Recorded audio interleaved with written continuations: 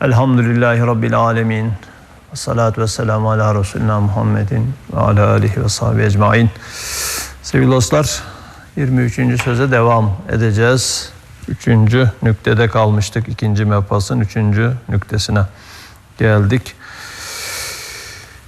Bismillahirrahmanirrahim. 3. nükte, insan fiil ve amel cihetinde ve sahi maddi itibarıyla zayıf bir hayvandır, aciz bir mahluktur. Onun o cihetteki, yani fiil ve amel cihetindeki ve sahi maddi itibarıyla daire-i tasarrufatı ve malikiyeti o kadar dardır ki elini uzatsa ona yetişebilir. Yani yapıcı olmak cihetiyle böyle elini uzatsa, eliyle bir daire çizse, iktidar dairesi deniyor buna. 17. sözde iktidar dairesi kısa elinin uzandığı, çizdiği daire kadardır. Hatta insanın eline dizginini veren hayvanat-ı ehliye, yani ehil hayvanlar dediğimiz işte inek, koyun gibi hayvanlar, tavuk. Hayvanat-ı ehliye insanın zaaf ve acz ve tembelliğinden birer hisse almışlardır ki yabani emsallerine kıyas edildikleri vakit azim fark görünür. Aralarında büyük bir fark görünür. Ehli keçi ve öküz, yabani keçi ve öküz gibi. Yani yabani keçiler diyeyim, daha aktif, böyle daha aktif, daha böyle ağaçların tepelerine çıkar, daha uzun atlar filan. Yani bizim tembelliğimizden ehilleştirdiğimiz hayvanlar da hissesini almış, daha pasif hale gelmişler. Evet, fakat bir fakatı var işin. O insan infial ve kabul ve dua ve sual cihetinde. Şimdi yani kendini kendine yeterli görmeyip, kendi aczini, fakrını anlayıp Cenab-ı Hak'la bağlantı kurarak, dua edip ondan yardım dileyerek, ondan güç alarak hareket ettiği zaman durum değişiyor. Evet, o insan infial ve kabul ve dua ve sual cihetinde şu dünya hanında aziz bir yolcudur. Ve öyle bir kerime misafir olmuş ki nihayetsiz rahmet hazinelerini ona açmış. Ve hadsiz bedi masnuatını ve hizmetkarlarını ona musahhar etmiş. Öyle bir kerime misafir olmuş ki nihayetsiz rahmet hazinelerini ona açmış.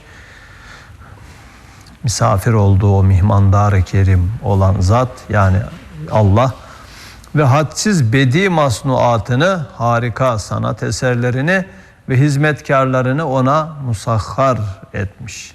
Ve o misafirin tenezzühüne ve temaşasına ve istifadesine öyle büyük bir daire açıp müheyya etmiştir ki o dairenin nısfı kutru, yani yarı çapı, yani merkezden muhit hattına kadar gözün kestiği miktar belki hayalin gittiği yere kadar geniştir ve uzundur. Mesela ve fis semai rizkukum diyor Kur'an. Sizin semada rızkınız vardır diyor. Değil mi? Rızkınız vardır. Semada rızkınız vardır. Yani sadece işte semadan inen yağmur size rızık olacak sebzeleri, meyveleri büyütür anlamında da değil. Bizzat semada rızkınız vardır. Gök sofraları kurulmuş sizin için demek istiyor. Yani bu rızık değil mi? Dökülen yağmur cihetiyle maddi rızık, ama tefekkür yönümüzle kalbin, ruhun, duyguların gıdaları var. Değil mi? O rızkımızı, semadaki rızkımızı da tefekkürle almamız lazım. Kalbimizi, ruhumuzu, duygularımızı onunla, oradaki rızıklarla, manevi rızıklarla beslememiz lazım. Evet. O zaman insan yani imkan olarak, iktidar dairesi olarak kısa elinin dairesi kadar bir daireye sahipti ya tasarruf edebileceği ama yaratılış maksadına uygun Allah'ın ona açtığı o geniş sofraları düşündüğü zaman işte ta oralara kadar uzanıyor istifadesi. Kendi imkanlarını çok çok aşan dairelere uzanıyor.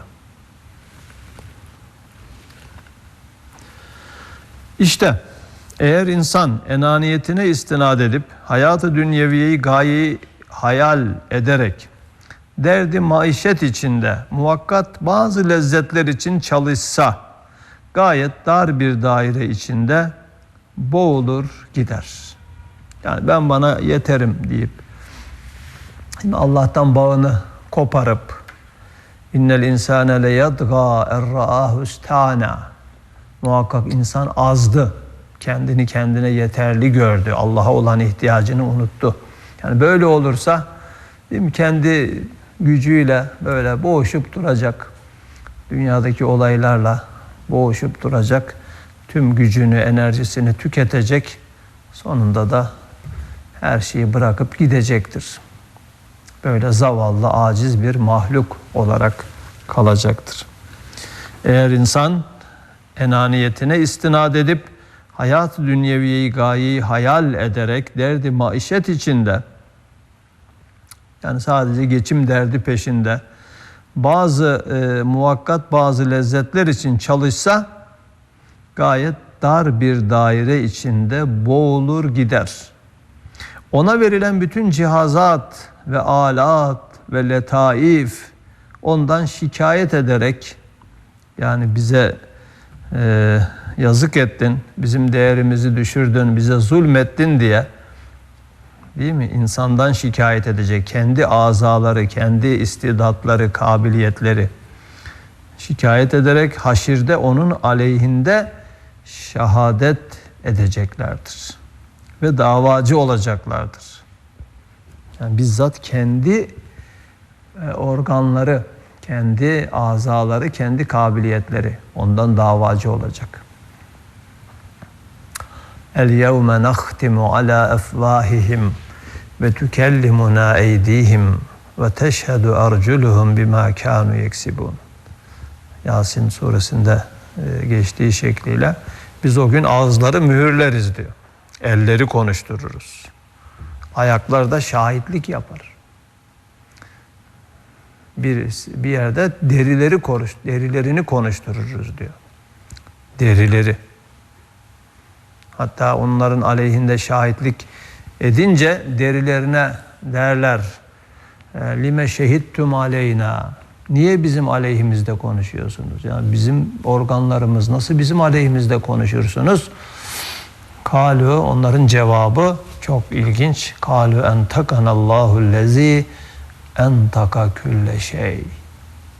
Her şeyi konuşturan Allah bizi konuşturuyor. Ya, her şeyi konuşturan Allah bizi konuşturuyor derler. Evet.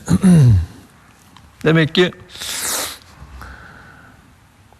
İnsan Allah'tan bağını koparırsa, yaratılış gayesi doğrultusunda kendisine verilen kabiliyetleri kullanmazsa, azalarını helal sınırlar içinde istimal etmezse, ona verilen o bütün cihazat ve alat ve letaif ondan şikayet ederek haşirde onun aleyhinde şehadet edeceklerdir ve davacı olacaklardır. Eğer kendini misafir bilse, misafir olduğu Zat-ı Kerim'in izni dairesinde sermaye ömrünü sarf etse, Allah'a misafir olduğunu unutmasa, değil mi? Misafir ev sahibinin kuzusudur derler. Yani ev sahibinin koyduğu kurallara, ki misafirleri için koymuş bu kuralları, onlara uysa, onun izni dairesinde ömrünü sarf etse insan, ki öyle yapması gerekir. Yani bir yere, başkasının evine bizim gibi bir insanın misafiri olduğumuz zaman bile Değil mi? Bu misafirlik adabıdır yani. Kendi evinde istediğin gibi hareket edersin ama misafir olduğun yerde ev sahibine tabisin. Ev sahibine tabisin. Yani orada kalkıp istediğin gibi odalarda gezemezsin. Bir eşyaya bakacağın zaman izin istersin, değil mi? Bakabilir miyim? İzin veriyor musun? Müsait mi? Lavaboya giderken bile izin istiyorsun. Ev sahibinden izin istiyorsun. Şimdi büyütelim çerçeveyi. Dünya evinin sahibi Allah'ın misafiriyiz. Allah'ın evindeyiz yani. Dünya sahipsiz değil. O zaman her adımımızı ev sahibinin iznini alarak, değil mi? Onun rızasını gözeterek atmamız lazım. Kendi kafamıza göre yaşayamayız, karıştıramayız, karıştırtmazlar bile bize. Karıştırırsak hesabını sorarlar. Misafiriz çünkü burada. Bizim değil. Dünya kiminse içindekiler O'nundur. Hatta bizim dediklerimiz bile, yani bizim evimiz de O'nun. Bizim evimizin içindeki eşyalar da O'nun. Değil mi? Biz de O'nunuz. Öyleyse kendimizde, kendi elimiz, gözümüz bile bizim değil. Paramız, benim param istediğim gibi kullanırım diyemezsin. Senin değil, sana emanet. Onun asıl sahibi nasıl istiyorsa öyle kullanacaksın. Onun izin verdiği yerlerde kullanacaksın. Öyle. Bazen ben gidiyorum mesela tıraş olmaya, berbere gidiyorum veya başka dükkanlara girdiğim zaman böyle müstehcen resimler basan gazeteler görüyorum. Diyorum ya bunu niye alıyorsun sen? Ona verdiğin para yılan olup mezarda boğazına sarılacak. Sen nasıl haramlara açık, değil mi? Allah'ın açıkça yasakladığı şeyleri çiğneyen, tesettür kurallarını tanımayan, değil mi? Böyle müstehcen resimler basan mevkuteleri, dergileri, gazeteleri nasıl alabilirsin yani? Bunlara nasıl para verebilirsin? Benim param istediğim gibi harcarım diyemezsin. Senin değil.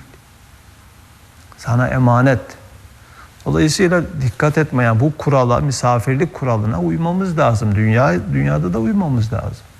Çünkü dünyanın sahibi biz değiliz. Biz sadece dünyanın sahibinin misafirleriyiz. Misafirleriyiz.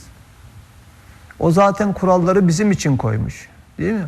Helal daire keyfe kafidir. Harama girmeye hiç gerek yok.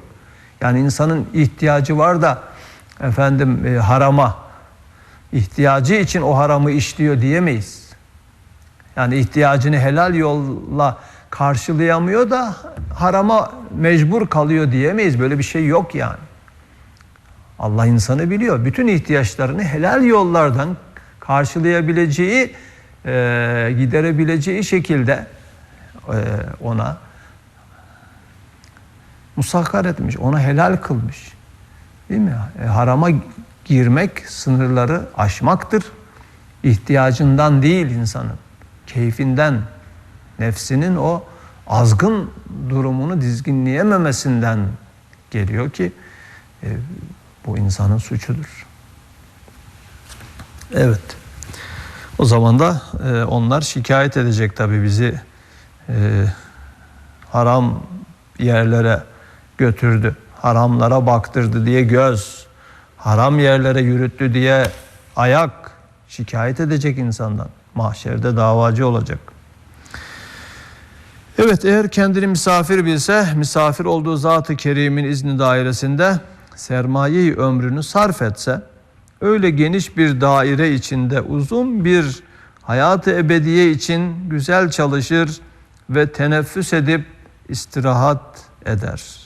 Sonra âlâ-i illiyine kadar gidebilir. Âlâ-i illiyine, yani yükseklerin en yükseğine kadar gidebilir.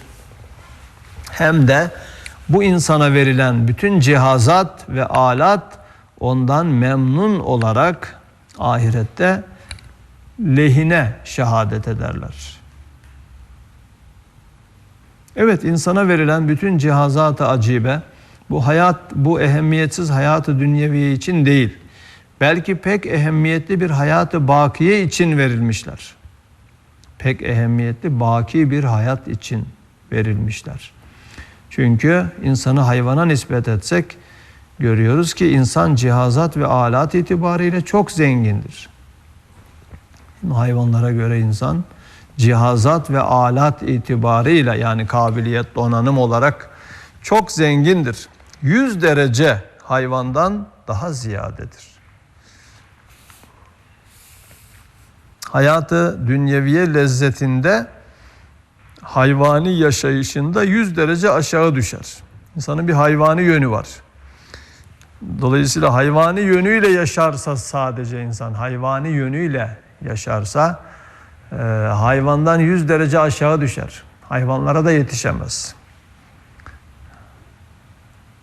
Ve ona verilen cihazat, yani insani donanım sadece hayvanca yaşasın diye verilmemiş, yani o insanlık yönünü geliştirsin diye verilmiş.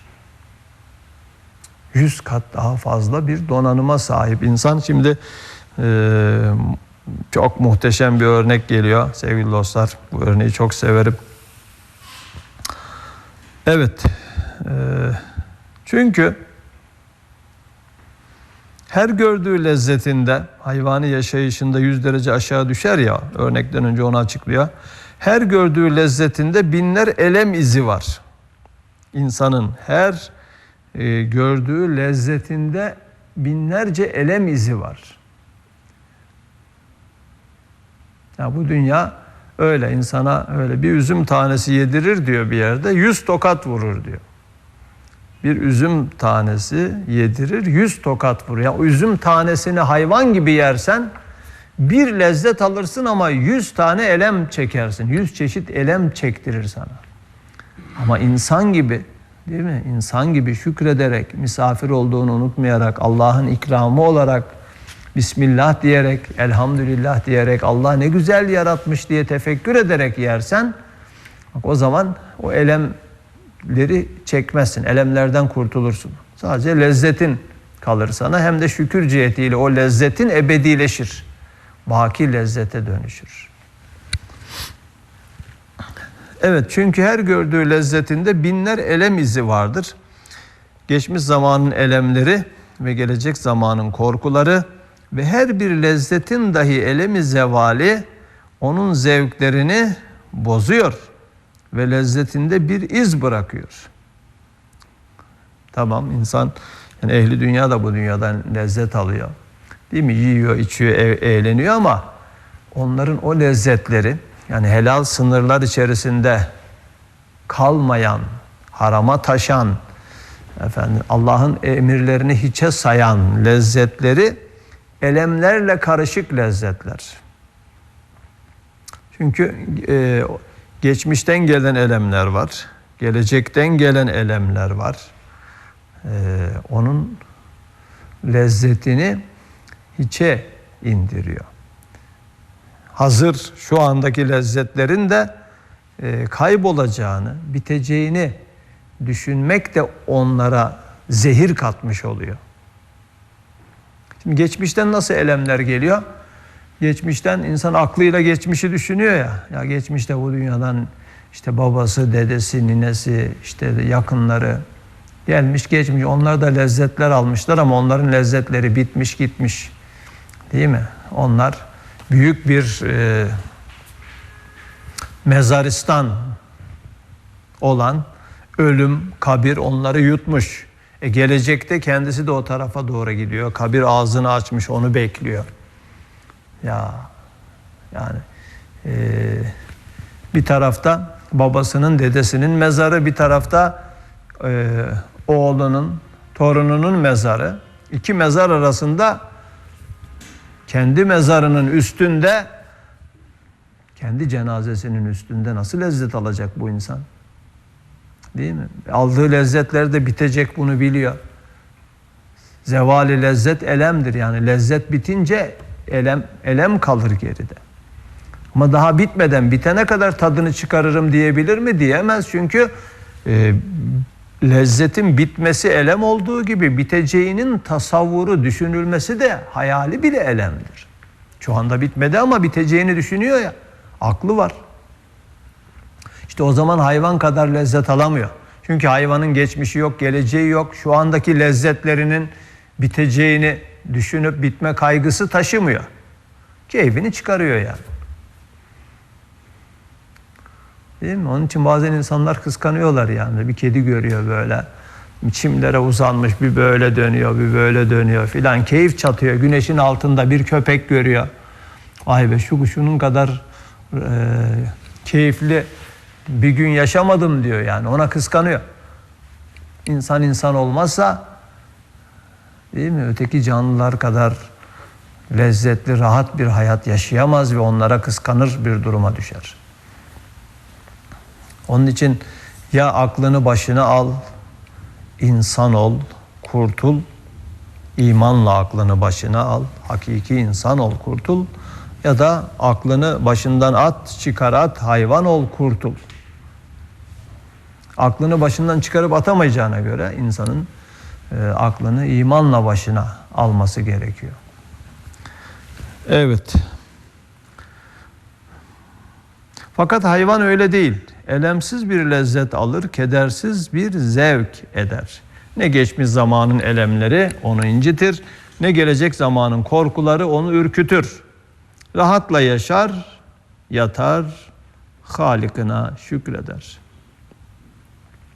Demek ahsen-i takvim suretinde yaratılan insan, en güzel, en kıvamda, en donanımlı yaratılan insan, hayatı dünyeviyeye hasrı fikir etse, 100 derece sermayece hayvandan yüksek olduğu halde 100 derece serçe kuşu gibi bir hayvandan aşağı düşer.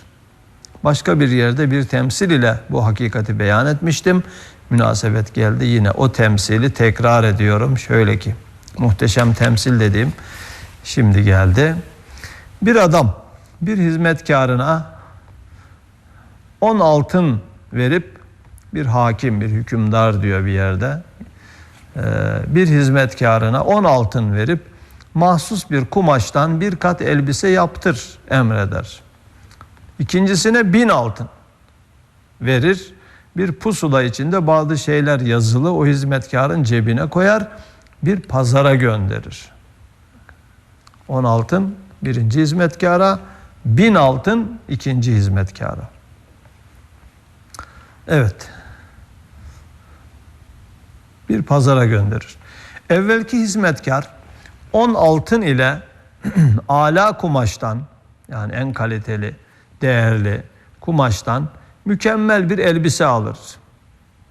İkinci hizmetkar divanelik edip evvelki hizmetkara bakıp cebine konulan hesap pusulasını okumayarak, yani aslında o hesap pusulası bir liste kondu cebine, yani bununla bu böyle bir ticarete gönderildi. 1000 altın çünkü bir kat elbise için değil. Öteki 10 altını aldı zaten. Ama bu ikinci hizmetkar birinciye bakıyor. O listeyi okumuyor, hesap pusulasını okumuyor, belki yırtıp atıyor. Ticarete gönderildiğini unutuyor. O da gidip bir kat elbiseye 1000 altını veriyor. Evet, divanelik edip, bu delilik bir defa yani, divanelik edip evvelki hizmetkara bakıp cebine konulan hesap pusulasını okumayarak bir dükkancıya 1000 altın vererek bir kat elbise istedi. Altın torbasını koydu, bana da bir kat elbise ver dedi. İnsafsız dükkancı da kumaşın en çürüğünden bir kat elbise verdi. Yani dükkancı insafsız ama biraz da onu insafsızlığa sevk eden onun deliliği, yani divaneliği. 1000 altın verilir mi bir kat elbiseye? Adam 1000 altın koyuyor, bana bir elbise almaya geldi. Ötekini 10 altına en kaliteli elbiseyi veren dükkancı buna bakıyor ki, ya bu 1000 altın veriyor. Demek ki bunun aklı kesmiyor, yani bu altının, paranın ne olduğunu bilmiyor. Niye en kaliteli elbiseyi verip ziyan edeceğim ki diyor. Yani satılmayan, o kenarda köşede defolu bir elbise çıkarıyor, al diyor. Yani arkadaşının aldığı elbisenin, o kaliteli elbisenin çok daha adisi, çürük bir elbiseyi alıyor 1000 altına. İnsafsız dükkancı ona böyle kumaşın en çürüğünden bir kat elbise veriyor. O bedbaht hizmetkar seyyidinin huzuruna geldi. Ve şiddetli bir teedip gördü. Şiddetli bir teedip, yani azarlama, ceza gördü ve dehşetli bir azap çekti. İşte en edna bir şuuru olan anlar ki, çocuklar bile yani şuuru çok gelişmemiş, basit bir şuuru olan anlar ki ikinci hizmetkara verilen 1000 altın bir kat elbise almak için değildir. Belki mühim bir ticaret içindir. Mühim bir ticaret içindir. Çünkü evvelki 10 altını aldı zaten. 100 kat fazla verilir mi bir kat elbiseye? Onun sadece elbise için değil, ticaret için olduğunu en edna şuuru olan kimse anlar. İşte örnek bu sevgili dostlar. Aynen onun gibi. İnsandaki cihazat-ı maneviye ve letaif-i insaniye ki her birisi hayvana nispeten 100 derece imbisat etmiş. 100 derece yani gelişmiş, inkişaf etmiş. Mesela güzelliğin bütün meratibini fark eden insan gözü, taamların bütün çeşit çeşit ezvak-ı mahsusalarını temyiz eden insanın zâika-i lisaniyesi ve hakaikin bütün inceliklerine nüfuz eden insanın aklı ve kemalatın bütün envaına müştak insanın kalbi gibi sair cihazları, aletleri nerede? Hayvanın pek basit, yalnız 1-2 mertebe inkişaf etmiş aletleri nerede? Ya mesela sadece diyelim gözün, değil mi? Gözün renkleri fark etmesi, renklerdeki uyumu, tonları fark etmesi. Bir yeşilin yüzlerce tonunu ayırabiliyor insan gözü. Ötekiler siyah beyaz görüyor yani çoğunlukla. Değil mi? Veya dilimiz, değil mi? Kaç çeşit, yani bu peynir, bu baklava efendim diye böyle zeytin, bak hemen yüzlerce tadı tuzu bir yiyeceğin farkını anlayabilecek bir tat alma duyusu vermiş Allah insana. Ötekiler fark eder mi, hayvanlar yani? Sonra insanın aklı, hakikatlerin anahtarı yani. Kainattaki gizli sırları, kapıları açan bir anahtar, kalbi. Yani hayvanın da kalbi var ama insanın kalbi kainatı içine alabilir ve kainat kadar bir muhabbet taşıyabilir. Ya, demek ki hayvana göre orada 10 altın verilen kişiye örnek hayvanlar, 1000 altın verilen kişiye örnek insanlar. İnsanlara 1000 altın verilmiş. Yani hayvana göre 100 kat daha fazla cihazat ve donanımla insan bu dünyaya gönderilmiş. Niye? Sadece geçimini sağlasın diye mi? Yiyeceğini, içeceğini düşünsün diye mi? Öyle olsa o zaman hayvanlar kadar bile rahat olamıyor. Yani onların, değil mi, şeyi daha rahat, işi daha rahat yani. Her sene kendine bir yuva yapıyor mesela. Serçe kuşu dedi. Serçe kuşu her sene kendine bir yuva yapar. Değil mi? 2-3 tane yavru büyütür, uçurur Allah'ın izniyle. Biz bir taneyi yetiştirene kadar canımız çıkıyor.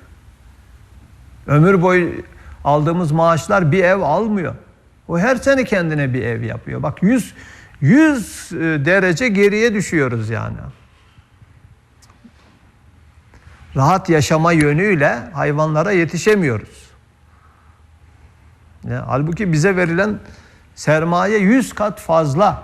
Demek ki sadece bu dünyada rahat yaşamak için gelmedik bu dünyaya. Bu kadar şey, donanım, cihazat, yani bu 1000 altın sadece bir kat elbise için bize verilmemiş. Belki ahiret ticareti yapalım, sonsuzluğu kazanalım, ebedi cennete yönelik hazırlanalım diye Allah bize bu donanımı vermiş. Evet. Hayvanın pek basit, yalnız bir iki mertebe inkişaf etmiş aletleri nerede? Yalnız şu kadar var ki hayvan kendine has bir amelde münhasıran o hayvanda bir cihazı mahsus ziyade inkişaf eder. Fakat o inkişaf hususidir. Yani bazı hayvan, mesela köpekler iyi koku alır. Zaten Allah o özel hususi inkişafı da ona gene bizim için vermiş, yani onu biz kullanıyoruz. Değil mi? Köpekleri böyle güvenlik şeylerinde kullanıyorlar. İşte depremlerde koku nerede canlı var onu bulmak için kullanıyorlar. İşte av yapmak için kullanıyorlar. Yine bizim için o bir tek alandaki fazla inkişaf etme duyguyu Allah ona vermiş olabilir. Bunu da tabii bu farkı da belirtiyor. Evet. İnsanın cihazat cihetiyle zenginliği şu sırdandır ki akıl ve fikir sebebiyle insanın hasseleri, duyguları fazla inkişaf ve imbisat peyda etmiştir. Ve ihtiyacatın kesreti sebebiyle, ihtiyaçlarının çokluğu sebebiyle çok çeşit çeşit hissiyat peyda olmuştur. Yani hissiyatları, hisleri inkişaf ediyor. Akıl ve fikir sebebiyle inkişaf var. Bir de çok şeye muhtaç olmasından kaynaklanan inkişaf var. Ve hassasiyeti çok tenevvü etmiş. Çok farklı farklı hassasiyetlere, hislere sahip olmuş. Ve fıtratın camiyeti sebebiyle, yaratılışı da bütün kainatla alakadar olması sebebiyle pek çok makasıda müteveccih arzulara medar olmuş. Ve pek çok vazife-i fıtriyesi bulunduğu sebebiyle alat ve cihazatı ziyade imbisat peyda etmiştir. Fıtri, yine yaratılıştan gelen çok vazifeleri olduğu için o çok vazifeler alat ve cihazatını ziyade böyle gelişmesine sebep olmuş. Ve ibadatın bütün envaına müstahit bir fıtratta yaratıldığı için bütün kemalatın tohumlarına cami bir istidat verilmiştir.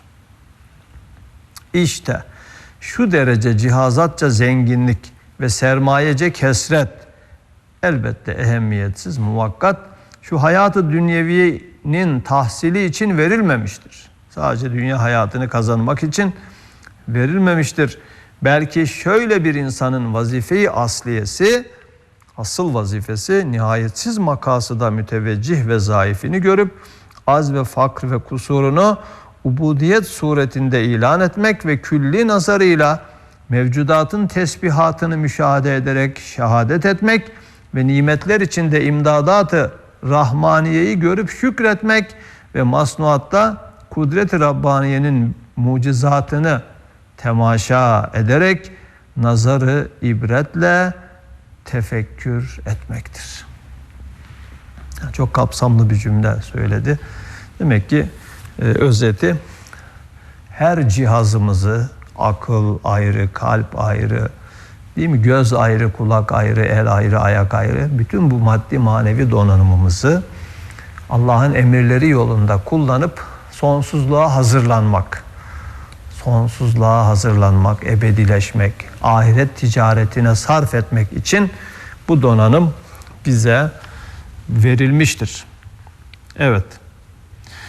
Ey dünya perest ve hayatı dünyeviye aşık ve sırrı ahseni takvimden gafil insan. Şu hayatı dünyeviyenin hakikatini bir vakayı hayaliyede eski Said görmüş, onu yeni Said'e döndürmüş olan şu vakayı temsiliyi dinle diye uzun bir vaka, yaşadığı bir vaka. Eski Said'i yeni Said'e döndürmüş diyor. Yani hayatında bir inkılap meydana getirmiş bir temsil var burada, uzun bir temsil. O bu programa sığmayacak. Onu inşallah bir sonraki programda paylaşacağız. Burada noktalayalım. Subhaneke la ilme lena illa ma allamtena inneke entel alimul hakim ve ahiru davahum enilhamdülillahi rabbil alemin.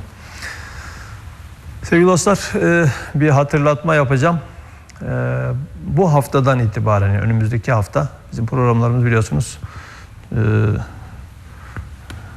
çarşamba, perşembe, cuma 3 gün canlı oluyor. Cumartesi, pazar, pazartesi de tekrarı giriyor 12'de. Çarşamba, perşembe ve cuma günkü canlı programlarımız, 16'daki canlı programlarımız 15.30'da başlayacak. Yani yarım saat geriye çekiyoruz. Çünkü 16'da başladığımız zaman ezan araya giriyor. Ezanla program bölünmüş oluyor. Ona meydan vermemek için yarım saat geriye çektik. İnşallah 16 bu programın sürekli takipçilerine teşekkür ediyorum. Söylemedi demeyin. Yarım saat öncesine göre ayarlayın kendinizi. Önümüzdeki haftadan itibaren 15.30'da, tam 15.30'da inşallah programa girmiş olacağız. Cenab-ı Hak hayırlara vesile kılsın bu değişikliği de. Subhaneke la ilme lena illa ma allamtena inneke entel alimul hakim ve ahiru davahum enilhamdülillahi rabbil alemin. El Fatiha.